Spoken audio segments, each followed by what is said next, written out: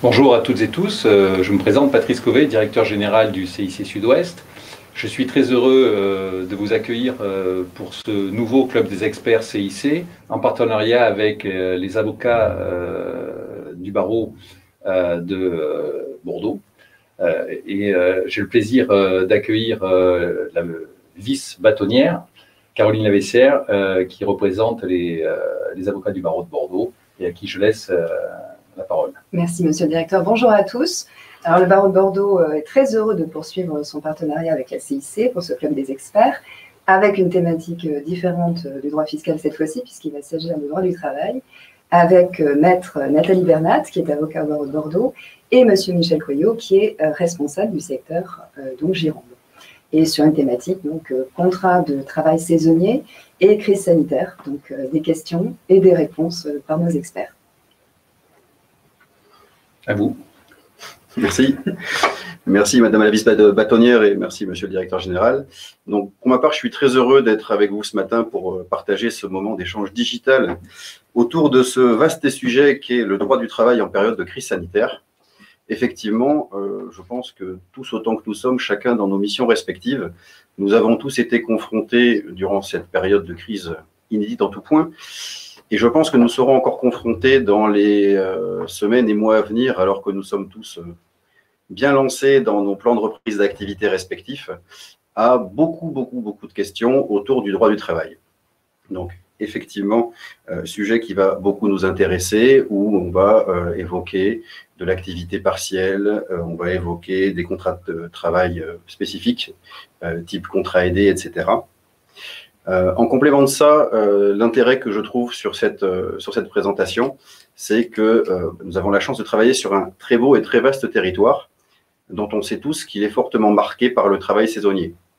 En fonction de ça, il nous paraissait très important que la présentation qui vous sera faite ce matin fasse la part belle justement à tous ces contrats saisonniers pour lesquels beaucoup d'entre nous nous posons des questions sur leur mise en place en tant que chef d'entreprise, mais également au niveau de tout un public de travailleurs ou d'étudiants qui, comme chacun sait, ont traversé comme nous cette crise du Covid comme ils ont pu le faire et se posent beaucoup de questions effectivement sur la mise en place de ces contrats à quelques encablures de commencer notre saison estivale 2021. Je vous rassure, je ne suis pas le spécialiste qui va vous donner toutes les bonnes réponses et toutes les réponses très techniques sur un sujet qui est tout aussi technique. Et pour cela, j'ai la chance d'être accompagné par Maître Bernat. Bonjour Maître. Bonjour. Donc Maître Bernat est spécialiste en droit du travail, membre de l'IDS, avocate à la Cour et associée au sein du cabinet Le Dimet. Donc sans plus attendre, je vais laisser la parole à la spécialiste. Surtout, n'oubliez pas, vous avez à droite de vos écrans une zone de chat et j'essaierai d'être votre meilleur avocat en fin de présentation, pour relayer au mieux les questions que vous aurez pu poser à Maître Bernat. Nous sommes tout oui, Maître Bernat. Merci. Bonjour à tous. Nous avons choisi d'évoquer deux thèmes particuliers ce matin, le droit du travail en période de crise sanitaire et plus particulièrement les contrats de travail saisonniers. Pour commencer ces spécificités de la crise sanitaire et cette reprise d'activité qui a été activée et qui va connaître encore un deuxième palier le 9 juin prochain, plusieurs aides à l'embauche ont existé et aujourd'hui, celles qui persistent encore sont les aides pour les contrats d'apprentissage et les contrats de professionnalisation. Initialement, il existait une aide pour l'embauche de jeunes de moins de 26 ans. Malheureusement, cette aide a pris fin hier, le 31 mai dernier. Et aujourd'hui persistent ces aides aux contrats d'apprentissage et aux contrats de professionnalisation. Il s'agit en réalité d'une aide exceptionnelle, comprise entre 5 000 ou 8 000 euros et qui est accordée pour la première année de ces contrats signés entre le mois de juillet 2020 et jusqu'au 31 décembre 2021. Plusieurs conditions en fonction de votre effectif. Les sociétés de moins de 250 salariés ont deux conditions. La date de signature du contrat de professionnalisation ou d'apprentissage jusqu'au 31 décembre 2021, je vous le disais. Et ensuite, c'est le niveau de diplôme du contrat d'apprentissage et du certificat professionnel préparé qui ne doit pas être supérieur au niveau Bac plus 5. Si vous remplissez ces conditions, vous avez donc un dépôt de contrat à réaliser auprès de votre OPCO Cet OPCO va se charger de la transmission à l'administration, très concrètement, et cette transmission par le ministère vaut finalement acceptation, transmission à l'agence de services et de paiement qui vous reversera l'aide concernée exceptionnelle, donc entre 5 000 et 8 000 euros. Ce sont des aides particulièrement intéressantes, naturellement, sur des contrats de professionnalisation ou d'apprentissage. Je vous laisse, pour les entreprises de plus de 250 salariés, il y a des conditions complémentaires avec des engagements et des formulaires particuliers que vous pouvez retrouver sur les sites dédiés travail.gouv, contrat professionnalisation et apprentissage. Je laisse vos experts comptables faire un petit point sur les reports de cotisation, puisque vous avez pour le mois de juin 2021 des échéances URSSAF qui peuvent de nouveau être décalées. C'est un décret qui vient tout juste, une information URSSAF du 28 mai. Donc, vous avez de nouveau la possibilité pour tout ce qui est cotisation patronale et salariale, y compris les cotisations retraite, la possibilité d'avoir de nouveau un report de cotisation comme ça avait été le cas au mois de mai. Et je vous laisse effectivement vous rapprocher de vos cabinets d'expertise comptable pour mettre en place ces demandes préalables. Aujourd'hui, vous avez certainement peut-être encore besoin d'activité partielle et il faut savoir que cette sortie de crise n'a pas supprimé l'intégralité des aides qui étaient accordées et aujourd'hui persiste au moins jusqu'au mois de septembre 2021 un système d'aide dégressive. Vous avez plusieurs cas naturellement, le cas général pour tout type d'entreprise où la baisse n'interviendra qu'à partir du 1er juillet 2021. Je vous rappelle qu'aujourd'hui, le salarié perçoit une indemnité lorsqu'il est en activité partielle de l'ordre de 70% et l'employeur a, à partir du 1er juin, un remboursement à hauteur de 52%. Il y a donc un reste à charge aujourd'hui uniquement de 25% pour l'employeur et à compter du 1er juillet, ce reste à charge passera à 40% puisque si le salarié percevra une indemnité à hauteur de 60%, il y aura une allocation reversée pour l'employeur à hauteur de 36% et on rentrera finalement dans le fonds de roulement classique de ce remboursement de l'activité partielle. Il y a toujours des spécificités pour les secteurs protégés et les secteurs connexes. Les hôtels, cafés, restaurants, le tourisme, tout ce qui est art font partie de ces secteurs protégés et de ces secteurs connexes. Et il y a cette fois-ci un aménagement qui va être plus long, un maintien de l'activité partielle et de l'aide de l'État plus long, puisque tout le mois de juin 2021, le salarié va percevoir 70% de son salaire et l'employeur obtiendra toujours un remboursement de 70% de l'allocation. Donc, nous sommes sur un reste à charge de 0 pour tout le mois de juin. À compter du mois de juillet, on aura un décalage puisque même pour ces activités du secteur protégé, si le salarié percevra 70%, l'employeur ne sera plus remboursé qu'à hauteur de 60%. Donc voilà, on commence à intégrer à partir du 1er juillet un reste à charge plus important pour l'employeur. Le mois d'août, de nouveau, il y aura vraisemblablement des employeurs avec une allocation seulement à 52%.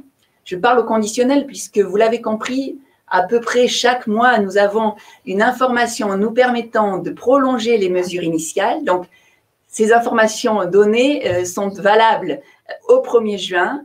En toute hypothèse, ce qui nous intéresse pour le mois de juin dans ce secteur protégé et connexe, c'est le maintien du reste à charge à 0 pour tout maintien d'activité partielle. C'était un point important à signaler. Vous avez également d'autres catégories sur d'autres secteurs avec les entreprises qui sont encore fermées, partiellement ou totalement, où là, l'État a maintenu jusqu'au 31 octobre 2021, cette fois-ci, un reste à charge à 0. Ces mesures peuvent évoluer. Vous avez naturellement la possibilité de retrouver sur tous les sites de nouveau travail.gouv, activitépartielle.gouv, des tableaux récapitulatifs qui vous permettent d'appréhender les différentes prises en charge de l'État, versements à vos salariés. L'activité partielle, en toute hypothèse, a été modifiée au 1er juin, mais très légèrement, et le sera dans les mois à venir. Tout ça, naturellement, restant à confirmer. Juste un petit point sur ces spécificités d'activité partielle. Vous savez aujourd'hui qu'il existe des systèmes d'arrêt de travail dérogatoires pour tous les salariés qui sont cas contact, qui ont été contaminés par le Covid, qui sont même de retour de pays avec obligation de quarantaine. La CPAM a mis en place un système d'arrêt de travail susceptible d'être obtenu sur le site Amélie directement, et ils permettent d'obtenir le versement des indemnités journalières de sécurité sociale ainsi que le complément de salaire dès le premier jour d'arrêt de travail. Et il y a eu au 31 mai une extension de ces arrêts dérogatoires pour les salariés qui auraient été testés positifs sur les autotests, puisque nous y reviendrons, mais ce sont des possibilités aujourd'hui qui peuvent être mises en place au sein de vos sociétés. Et ces arrêts dérogatoires sont donc possibles, étendus, pour tout ce qui est détection sur les tests antigéniques, sur les autotests insérés, mis en place au sein de votre structure. Nous avons ensuite décidé d'évoquer les ruptures de contrat de travail pendant la crise sanitaire. La question se posait de savoir si, parce que la société avait pu bénéficier de l'activité partielle, elle était interdite de tout licenciement, de toute rupture de contrat de travail, vous avez certainement dû mettre en place des renouvellements de demandes d'activité partielle, puisque après une demande initiale, des avenants ont dû être sollicités auprès de l'administration pour obtenir des prolongations de maintien de cette activité partielle. Et ces renouvellements étaient conditionnés généralement à des engagements supplémentaires de l'employeur, notamment en termes de maintien de l'emploi. Toutefois, il faut savoir que ces engagements ne vous interdisent pas de mettre en place une rupture, que ce soit pour un motif économique, que ce soit pour un motif disciplinaire, dès lors que vous rentrez naturellement dans les conditions légales permettant de mettre en place ce type de rupture de contrat. Le licenciement économique aujourd'hui, et n'a pas été modifié par la crise sanitaire, répond à deux aspects. Vous devez avoir une cause économique, réelle et sérieuse naturellement, une conséquence sur l'emploi. Cette conséquence sur l'emploi peut être une modification substantielle d'une condition de travail ou la suppression du poste notamment. Et vous avez de l'autre côté une cause économique. Pour les difficultés économiques, le Code du travail est aujourd'hui extrêmement précis puisqu'en fonction de votre effectif, vous devez avoir une baisse d'un indicateur significatif pendant 1, 2 ou 3 trimestres par rapport à l'année N-1. Donc aujourd'hui, si vous remplissez ces conditions de difficultés économiques, avec une baisse de votre chiffre d'affaires, en fonction de votre effectif sur 1 trimestre, 2 trimestres, vous avez la possibilité de mettre en place, en respectant naturellement toutes les règles du licenciement économique, vous avez la possibilité de mettre en place ce type de rupture en dépit du bénéfice de l'activité partielle. Le risque, naturellement, c'est qu'en cas de contestation de votre cause économique, qui ne sera uniquement déclenchée par une contestation de votre salarié d'ailleurs, l'administration profite, entre guillemets, de l'occasion pour revenir sur l'aide qui avait pu vous être octroyée au titre de l'activité partielle. Mais ce risque est minime dès lors que vous avez eu un motif raisonnable et justifié d'avoir recours à l'activité partielle et dès lors, encore une fois, que vous respectez l'ensemble des conditions pour mettre en place une rupture conventionnelle une rupture pour motif économique. J'en viens à ces ruptures conventionnelles qui ne sont naturellement absolument pas interdites parce que vous auriez bénéficié de l'activité partielle. Les ruptures conventionnelles, dès lors que les deux parties sont d'accord, vous avez la possibilité de conclure des ruptures conventionnelles. Pendant le confinement, c'était parfaitement envisageable, et après le confinement, alors que vous auriez bénéficié, encore une fois, de cette activité partielle. Il y avait également une question sur les licenciements disciplinaires. Nous avons bénéficié de l'activité partielle, nous avons constaté des fautes. Peut-on mettre en place des licenciements pour faute avec ou juste après ces reprises d'activité? Encore une fois, la réponse est oui. Vous avez la possibilité de mettre en place des licenciements disciplinaires dès lors que les faits que vous avez découverts ne sont pas antérieurs de plus de 2 mois. C'est le système de droit commun. Il n'y a pas eu de modification du fait de la crise sanitaire. Vous ne pouvez sanctionner un salarié que sur des faits dont vous avez eu connaissance au titre des 2 derniers mois. Si naturellement la société était fermée, ça complique nécessairement la difficulté, parce qu'il n'y a pas eu de suspension du délai de prescription de ces 2 mois pendant la crise sanitaire. Il y avait eu une suspension, mais qui concernait le mois de mars et de juin 2020, donc nous ne sommes plus concernés par cette situation. Aujourd'hui, la crise sanitaire, l'état de crise sanitaire n'a absolument pas suspendu le délai de prescription des faits fautifs. Donc, encore une fois, vous avez la liberté de rompre les contrats de travail, naturellement dans le cadre des dispositions du Code du travail, motif économique, rupture conventionnelle et droit disciplinaire. Nouvelle question, nouveau point important, peut-on imposer la prise de congés payés ou de RTT pendant cette crise sanitaire? Pendant l'activité partielle, vos salariés ont acquis des congés payés. Il y a donc des compteurs particulièrement élevés à ces reprises d'activité et c'est à ce moment pourtant que vous avez besoin le plus de vos salariés. Aujourd'hui, les congés payés, pour imposer des congés payés, vous devez avoir un accord collectif d'entreprise ou un accord collectif de branche, c'est-à-dire votre convention collective, qui prévoit la possibilité pour l'employeur d'imposer cette pause de congés payés. À défaut d'accord collectif, à défaut de convention collective de branche, vous ne pouvez pas imposer à vos salariés la prise de congés payés, sauf à respecter les conditions du Code du travail.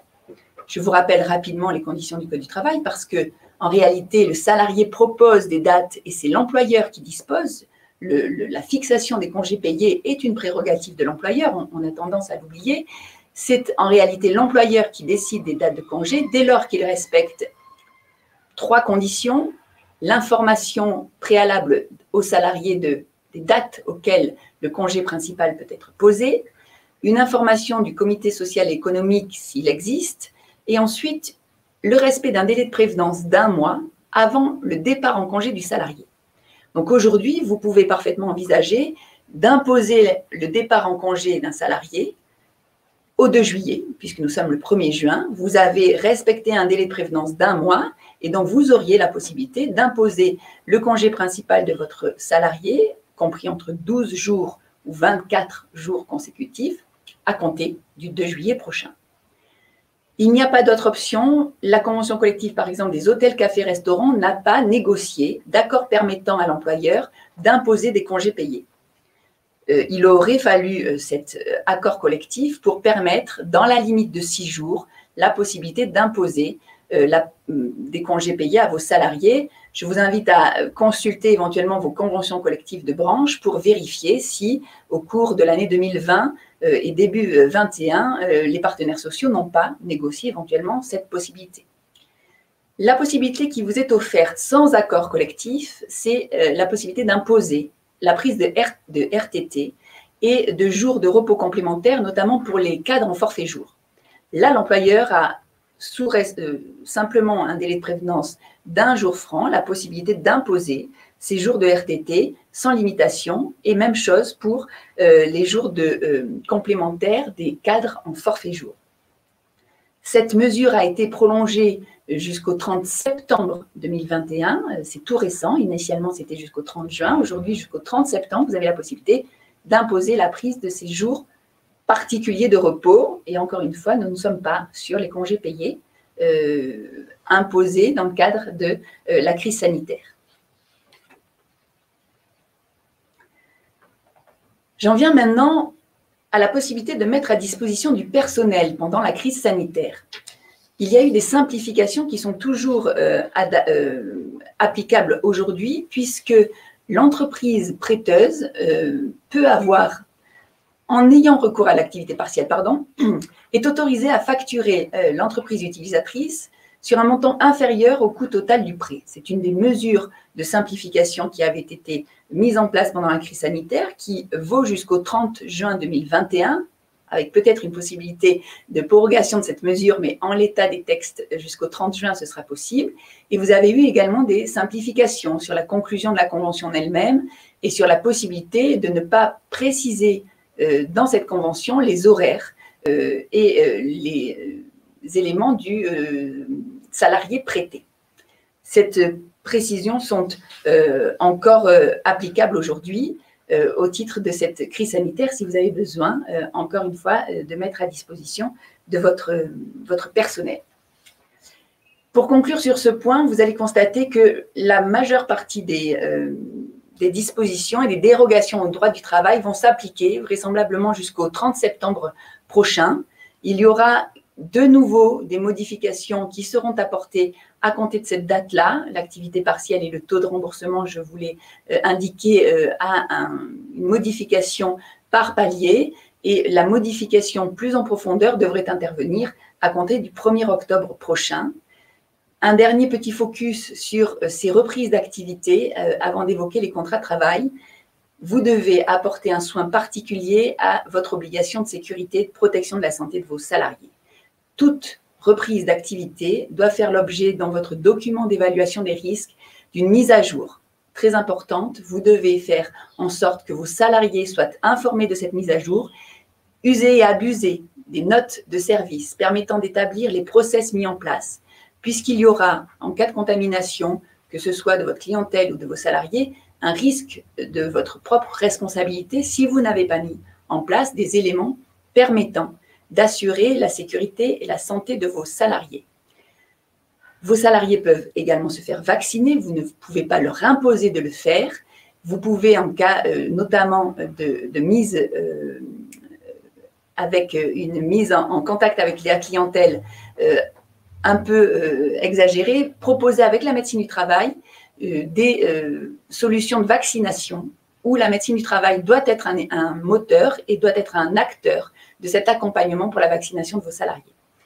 Ce sont des éléments importants et vous devez vraiment, par rapport au protocole sanitaire qui a évolué, qui va encore évoluer le 9 juin prochain, vous devez appréhender et envisager, régler les conditions de travail de vos salariés en toute sécurité par rapport à ce risque Covid naturellement et de contamination. Voici les premiers points que je souhaitais évoquer avec vous sur la crise sanitaire et le droit du travail dans son ensemble. Nous allons évoquer maintenant de manière plus spécifique le contrat de travail et même de manière encore plus spécifique le contrat de travail saisonnier. Le contrat de travail saisonnier est un contrat à durée déterminée. J'ai souhaité faire un rappel puisque vous le savez certainement, le Code du travail énumère de manière limitativement les cas de recours au CDD. Les cas de recours principaux sont le remplacement d'un salarié absent en maladie, un passage provisoire à temps partiel et l'accroissement temporaire de l'activité. L'accroissement temporaire de l'activité peut être une augmentation temporaire de l'activité habituelle, l'exécution d'une tâche occasionnelle ou la survenance d'une commande exceptionnelle. On a des travaux également urgents. Et ensuite, les autres motifs peuvent être les contrats d'usage. Dans ce cas-là, vous devez faire partie d'un décret, un secteur d'activité listé par décret, le contrat saisonnier naturellement, les contrats à objet défini qui supposent une convention collective, les contrats d'insertion et les contrats seniors. La mention du recours et du motif de recours dans le contrat, dans le texte même du contrat, est fondamentale puisqu'en cas, à défaut de mention de ce cas de recours, votre contrat à durée déterminée encourt la sanction d'une requalification en CDI. La sanction est lourde puisqu'au-delà de l'indemnité d'un mois de salaire de requalification, vous avez aussi la requalification de la rupture du CDD en licenciement sans cause réelle et sérieuse. Donc, le risque de l'absence de mention ou d'un motif erroné dans votre contrat emporte un risque extrêmement lourd. C'est la raison pour laquelle je vous rappelle très rapidement les mentions impératives de votre CDD, la convention collective, la nature du contrat à durée déterminée, son motif de recours et la durée du contrat. Vous avez la possibilité d'avoir une durée à terme précis, de date à date, ou à terme imprécis jusqu'à l'arrivée d'un événement particulier, par exemple le retour en poste d'un salarié absent. Dans cette hypothèse, vous devez penser à prévoir une durée minimale de contrat de travail. Là aussi, c'est une mention obligatoire. Et naturellement, les autres éléments obligatoires du contrat, l'intitulé du métier, les tâches, la classification, la durée du travail, la rémunération, l'éventuelle période d'essai qui est spécifique pour le CDD, comme vous le savez, et les obligations professionnelles. Vous avez également la caisse de prévoyance ou les mentions RGPD, mais ce sont des notions un peu plus non obligatoires, entre guillemets, ou qui n'ont pas d'impact significatif en cas d'oubli sur la requalification du CDD en CDI, contrairement aux éléments que je viens de vous indiquer sur le motif et la nature du contrat. J'en viens maintenant au contrat saisonnier. La grande difficulté, vous l'avez compris, c'est la distinction entre un contrat pour surcroît temporaire d'activité et un contrat saisonnier. Le contrat saisonnier suppose des tâches qui se répètent chaque année selon une périodicité à peu près fixe, en fonction des rythmes des saisons ou des modes de vie collectifs. On a donc une variation d'activité qui doit être franche et massive, et on doit évoquer un caractère régulier, prévisible et cyclique. Vous l'avez compris, encore une fois, le risque d'évoquer un contrat saisonnier alors que vous n'êtes pas sur une saison emporterait la requalification de votre CDD saisonnier en CDI avec les conséquences indemnitaires que j'ai citées tout à l'heure. La jurisprudence a affiné et on constate que la jurisprudence cherche des indices permettant d'établir que le contrat saisonnier répond à cette définition de la régularité, de la prévisibilité et du cycle. Très clairement, vous devez, par exemple, faire face à des besoins d'accroissement temporaire liés à la saison touristique. Vous devez, par exemple, être dans une zone touristique d'affluence exceptionnelle.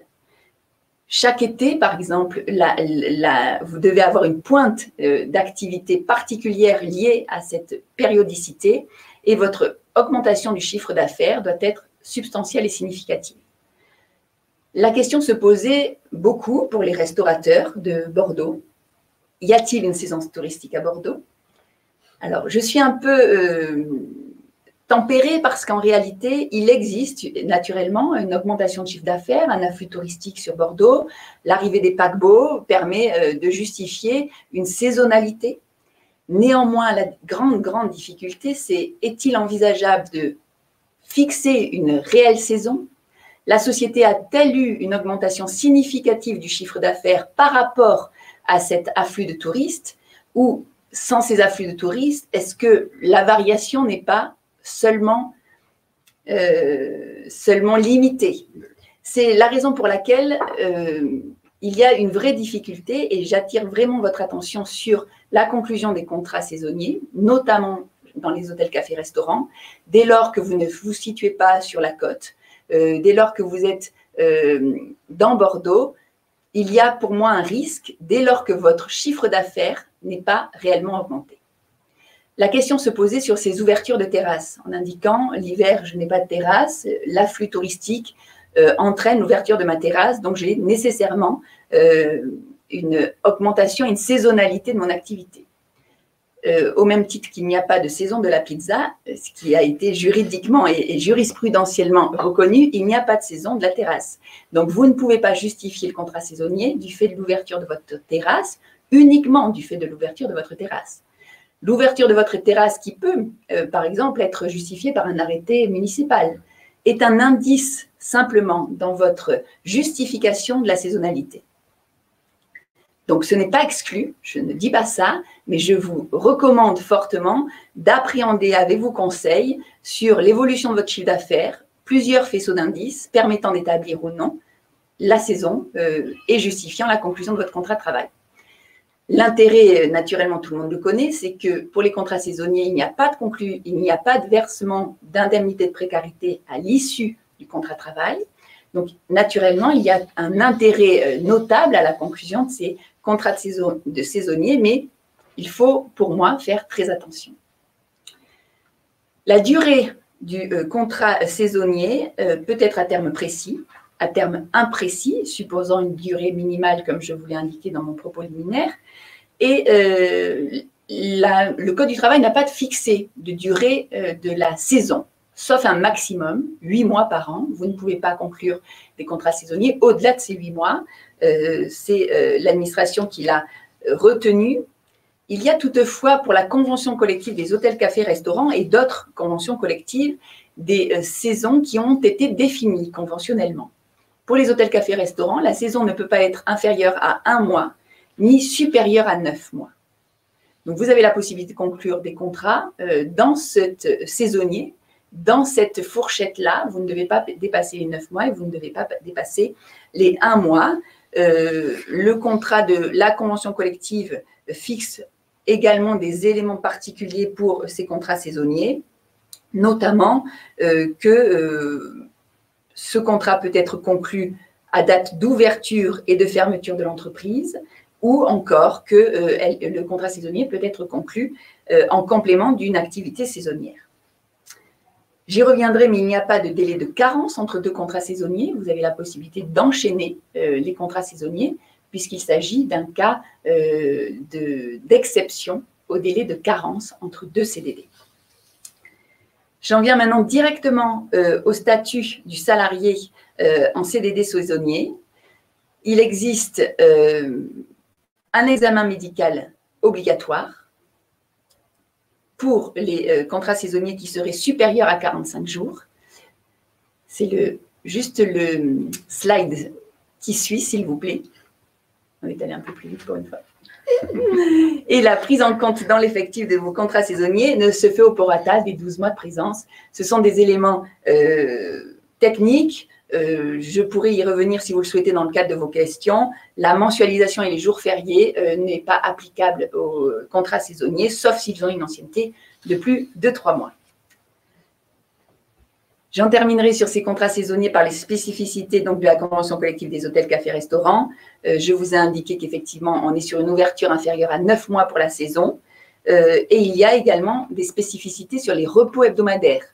1 jour minimum attribué par chaque semaine, et la deuxième journée, soit en demi-journée supplémentaire, pouvant être suspendue plusieurs fois, à concurrence de 4 jours par mois, par journée entière ou demi-journée. Ce sont des éléments que vous allez retrouver très facilement dans votre convention collective. On rentre dans des éléments très techniques, mais pensez que lorsque vous concluez un contrat saisonnier dans l'hôtel, café, restaurant, vous avez la possibilité de déroger au repos hebdomadaire traditionnel que vous appliquez à vos salariés permanents. Le CDD saisonnier prend fin à l'arrivée de son terme, précis ou imprécis, lorsque vous avez défini la fin de la saison estivale. Faites attention au dépassement de ces fins de saison, parce que là encore, c'est naturellement un cas de requalification de votre CDD en CDI. Et nous l'évoquions tout à l'heure, l'indemnité de fin de contrat n'est pas due pour ces fins de contrat saisonniers. C'est un élément important. La succession des contrats saisonniers se fait sans carence, puisque, comme vous le savez, lorsqu'on enchaîne un contrat de surcroît temporaire d'activité avec, par exemple, avec le même salarié, un CDD pour remplacement d'un salarié absent, vous ne pouvez pas le faire sans délai de carence entre les deux. Vous pouvez uniquement enchaîner 2 contrats saisonniers, puisque ça rentre dans les dérogations légales, et vous pouvez également enchaîner 2 CDD si les motifs de ces 2 CDD sont le remplacement d'un salarié absent. Voilà, il y a des éléments très importants sur ne pas enchaîner n'importe comment des contrats à durée déterminée. Des règles sont fixées par le Code du travail de manière extrêmement précise. Surcroît temporaire d'activité, ce n'est pas possible, mais absence, c'est possible. Contrat saisonnier, c'est également possible. Nous avions eu une dernière question sur la reconduction des CDD saisonniers. Y a-t-il un intérêt? Alors moi, je suis assez sceptique sur ces clauses. Je vais vous expliquer pourquoi. Peut-on intégrer une clause de reconduction automatique dans ces CDD saisonniers? Alors oui, naturellement, vous pouvez dans tout contrat à durée déterminée envisager contractuellement de prévoir une clause de reconduction automatique ou non automatique. Non automatique, c'est soumis à un formalisme qui suppose par exemple que le salarié en fasse une demande préalable ou que l'employeur informe le salarié qu'il ouvre un poste sur la même saison.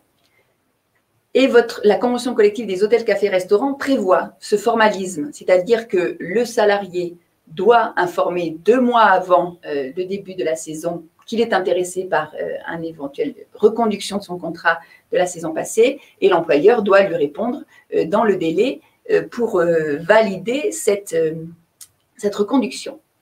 Dans les hôtels, cafés, restaurants, il ne s'agit pas d'une reconduction automatique, c'est simplement un formalisme permettant de créer la priorité d'embauche, puisqu'il ne s'agit en réalité que de cela.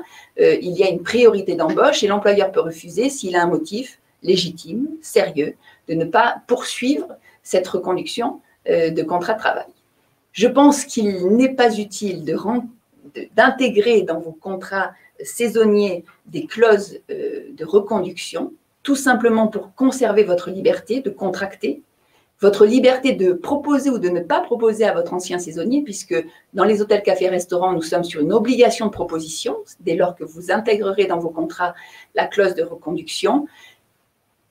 Autant conserver votre liberté de faire appel de nouveau à ce saisonnier sans vous y contraindre dans votre contrat de travail. Et il est important de dire qu'il n'y a aucune obligation à insérer dans les contrats de travail des clauses de reconduction, quelles que soient les indications de votre convention collective. Voilà les informations que je souhaitais vous apporter de manière assez générale. J'espère que je n'ai pas été trop rapide ou trop précise. Je suis à votre disposition donc, pour répondre à vos éventuelles questions sur ces différents thèmes. Écoutez, merci beaucoup, Maître Bernat. Effectivement, alors non, il n'y a pas de trop rapide ou trop précis. J'ai trouvé que le timing était parfait et qu'effectivement, la précision était celle qui était nécessaire. Pour ma part, effectivement, j'ai appris pas mal de choses. Outre effectivement la jurisprudence autour de la saison sur la pizza que je ne connaissais pas, mais beaucoup d'autres choses extrêmement intéressantes. Et je pense que toute cette précision justement autour notamment du contrat saisonnier touche vraiment de près une bonne partie de notre clientèle. Donc ça pour nous c'est très intéressant. On a quelques questions effectivement qui nous sont arrivées que je vais essayer de vous retranscrire. Alors la première c'est moi qui vais vous la poser. Je suis désolé, égoïstement je vais commencer par moi-même, mais elle est une portée un petit peu plus générale. Effectivement, on a traversé une crise du Covid qui nous a vu apparaître beaucoup de questions nouvelles autour du droit du travail. Est-ce que vous, en tant que spécialiste du droit du travail, vous pensez que de façon durable, le législateur va modifier certaines choses dans le marbre, graver dans le marbre certaines nouvelles dispositions dans la loi pour effectivement peut-être prévoir d'autres, on souhaite le moins possible, mais d'autres épisodes comme celui que nous venons de traverser? Alors, le télétravail, on n'en a pas parlé, mais effectivement, c'est un chantier qui appartient aux partenaires sociaux. Aujourd'hui, on a une liberté, une double liberté, que ce soit l'employeur qui propose ou le salarié qui propose, et il y a un accord qui doit être réalisé entre les deux parties. La possibilité d'imposer le télétravail existe pour l'employeur uniquement en cas de crise sanitaire. Il y avait la possibilité à l'employeur de refuser le télétravail dès lors qu'il n'y avait pas de charte ou d'accord collectif qui était mis en place au sein des structures. Vraisemblablement, ce télétravail va être organisé, structuré pour permettre un recours peut-être plus efficient. Ça avait très bien marché concrètement sur notre clientèle sur le premier confinement. Très sincèrement, il y a eu ensuite de moins en moins de recours au télétravail ou en tout cas des aménagements au télétravail sur des sociétés qui auraient pu peut-être conserver ce télétravail, mais pour toujours de très bonnes raisons, il n'y avait aucun jugement de ma part, mais effectivement, je pense que le fait de ne pas avoir structuré avant la crise sanitaire le télétravail, ça a été très compliqué aux sociétés de le mettre en place immédiatement, sans discrimination, puisque le repère, il est là. On doit accorder à tout salarié rentrant dans le même type de catégorie des jours de télétravail et des modalités de travail particuliers. Et il y a également une problématique pratico-pratique, comme je le dis, le remboursement des frais du télétravailleur qui n'avait pas été anticipé, qui n'avait pas été envisagé. Donc, tout cela a pu rendre compliqué ou a pu freiner la mise en place du télétravail au sein de structures qui auraient pu peut-être le mettre en place.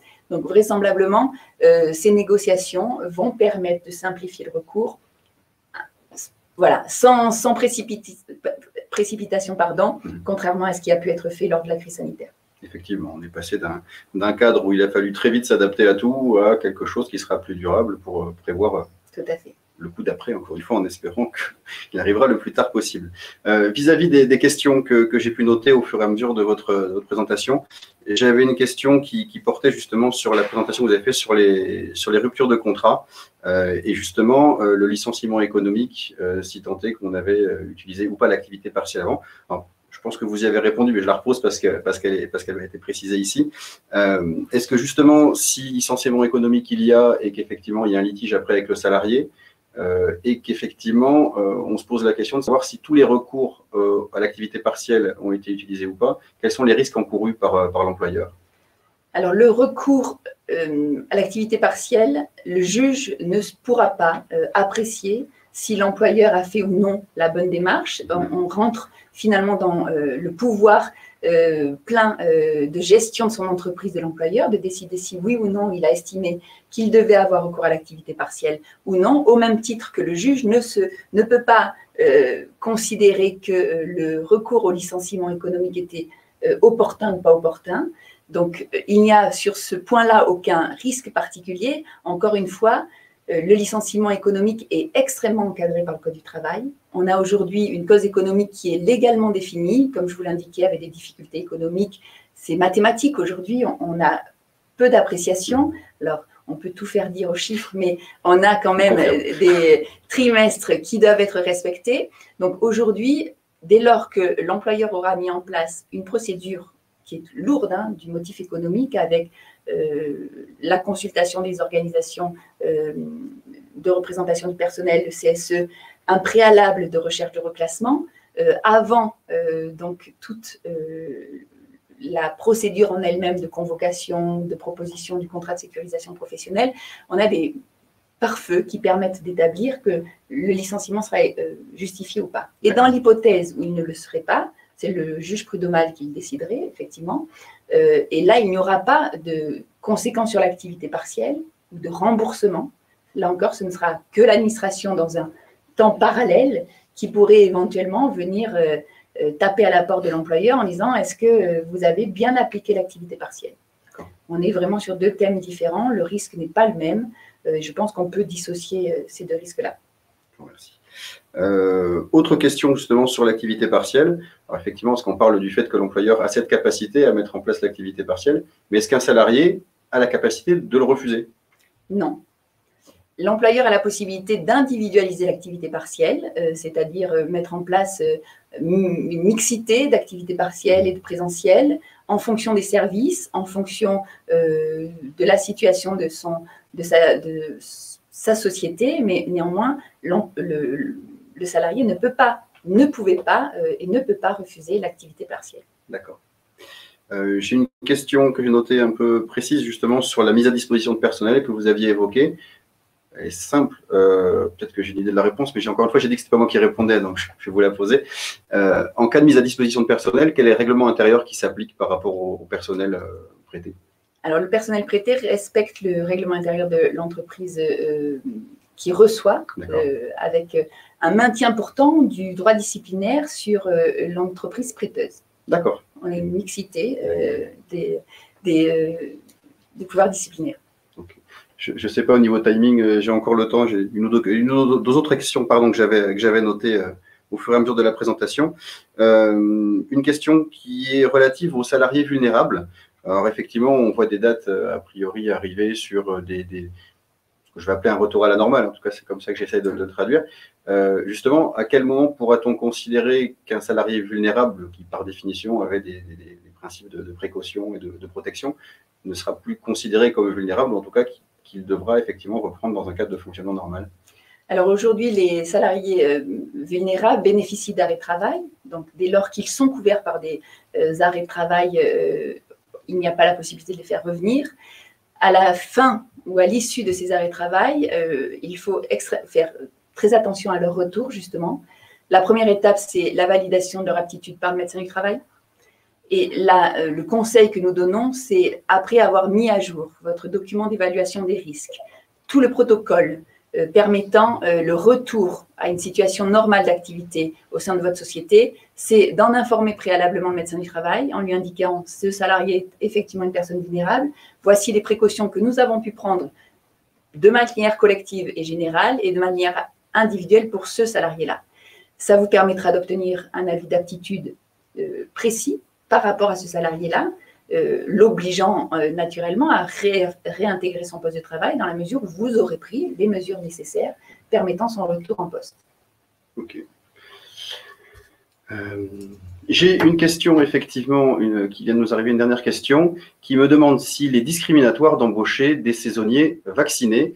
Et effectivement, ça rejoint d'autres questions que j'avais notées sur la vaccination. Donc, Alors, effectivement, la vaccination fait partie de tout ce qui est d'ordre personnel et du secret médical. L'employeur n'est pas tenu de demander si les salariés se sont fait vacciner ou pas, au même titre que l'employeur ne peut pas imposer, dès lors qu'il n'y a pas d'indication particulière légale, hein, je veux dire, de se faire vacciner. Donc, c'est la raison pour laquelle aujourd'hui, il est pour moi strictement interdit de mettre dans une annonce de saisonnier que seulement les salariés, les saisonniers vaccinés seront embauchés. Donc effectivement, j'avais noté pas mal d'autres questions relatives à la vaccination au fur et à mesure. Si je dois résumer, effectivement, on ne peut rien imposer en matière de vaccination, ni dans un sens, ni dans l'autre. Non. Par contre, la médecine du travail doit être un véritable atout, un acteur vous permettant de mettre en place ce type de vaccination. Vous avez la possibilité, avec le médecin du travail, de mettre en place des campagnes de vaccination pour encourager vos salariés, notamment si vous avez un contact clientèle fort, l'intégrer dans votre document d'évaluation des risques permettant de justifier finalement votre action et vos demandes, mais aucun élément ne vous permettra d'imposer cette vaccination à vos salariés. Ok. Le maître du temps me fait signe que nous arrivons au bout. Félicitations, on avait dit 45 minutes. Nous sommes à 46 minutes exactement. Donc, en tout cas, merci beaucoup encore une fois pour cette brillante présentation. Moi, ça a été un vrai plaisir de faire cet exercice-là avec vous, effectivement, dans le cadre du 4e webinaire organisé en association avec l'Ordre des avocats du barreau de Bordeaux et le CIC Sud-Ouest. Et je ne sais pas, il faut dire à vous Cognac G. Bonne journée à tous, merci encore. Merci, bonne journée, au revoir.